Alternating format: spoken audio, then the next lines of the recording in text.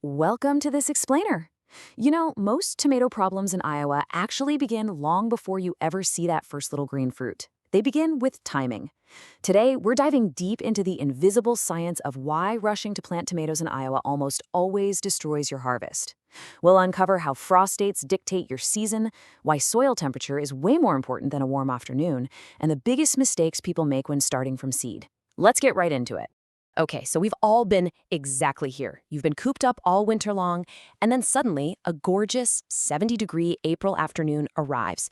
The sun is shining, the breeze feels absolutely amazing, and you look at those little tomato seedlings you bought, you think to yourself, it's time. I'm putting them in the ground today. Listen, I totally get that eagerness. It's completely valid. But letting that sudden excitement dictate your planting schedule, that is incredibly dangerous. Simply put, it's a huge mistake. Every single year, thousands of well-meaning gardeners fall into this exact same trap. They let their excitement make the call instead of looking at the real environmental conditions. And what happens?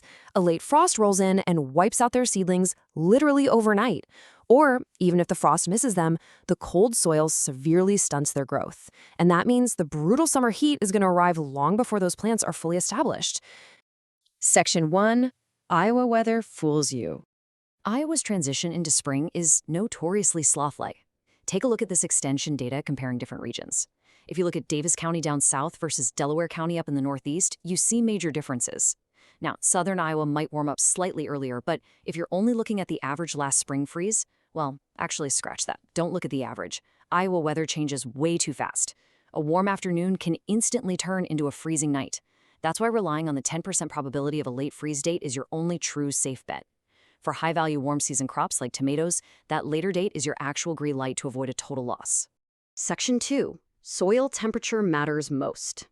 So, let's pivot from the air above us down to the dirt below us because this is absolutely the most critical biological threshold of this whole explainer.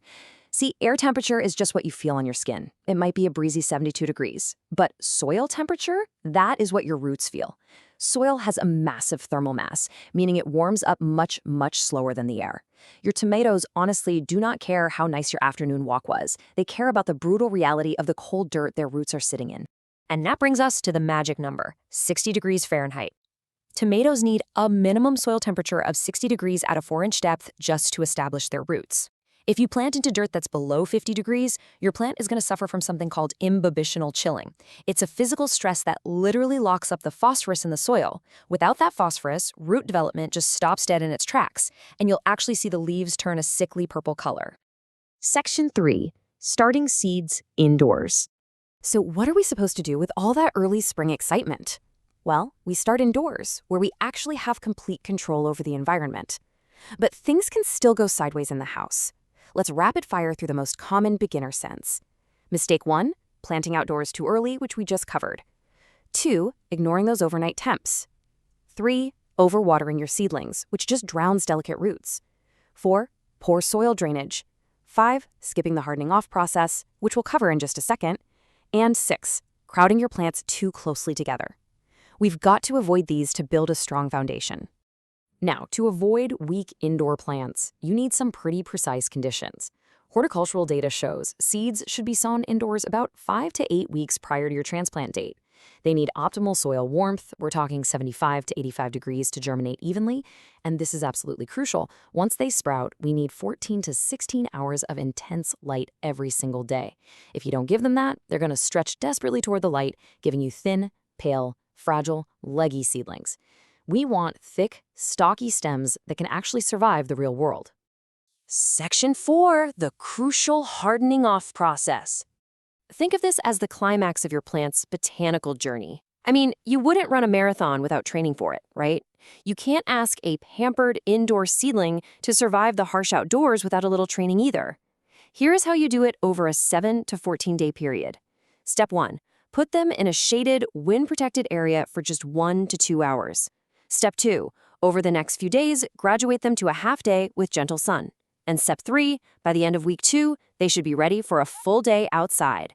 This gradual exposure physically thickens the waxy cuticle on their leaves. It literally changes the plant's anatomy to prevent devastating transplant shock and windburn. Section 5, the perfect planting timeline. let's bring all this amazing science together into one foolproof roadmap. For a standard central Iowa gardener, here is your golden rule. Point 1. Late March. Around the 29th, you sow those seeds indoors with bottom heat and strong lights. Point 2. Early May arrives and you start that critical hardening off process we just talked about. And point 3. Mid-May. Generally, around May 10th through the 15th, your soil has finally hit 60 degrees, that 10% probability of a late freeze is in the rearview mirror, and you can safely transplant. That is the absolute sweet spot. Section 6. Protecting your summer harvest. Now, you might be wondering, why on earth are we talking about summer right now? Well, because your patience during the spring actually dictates whether your plant survives the brutal summer heat waves. This is defoliation in fruit rot caused by early blight, a super common fungus in Iowa. When you rush planting and expose your tomatoes to cold soil, you severely stress their root systems. Fast forward to July and August when the extreme heat hits and humidity spikes, and pathogens like septoria leaf spot and early blight arrive. A weak, cold-stressed plant will drop its leaves in weeks, but a properly timed plant with a massive root system will have the vigor to handle that heat, fight off disease, and just keep producing. Healthy roots create healthy harvests. Which brings us right to the core thesis of our explainer today. Tomatoes reward consistency and patience, not rushing. Letting real, measurable environmental conditions like soil temperature and statistical frost risk make the call will always beat just looking at a calendar date or a single warm afternoon. Preparation matters way more than luck. So I'll leave you with this question. Are you going to let this sloth-like Iowa spring frustrate you into making a fatal mistake? Or are you going to use this soil science to conquer the cold, build unbreakable seedlings, and harvest your biggest crop ever? The choice is entirely up to you. Thanks for hanging out with me for this explainer, and happy growing!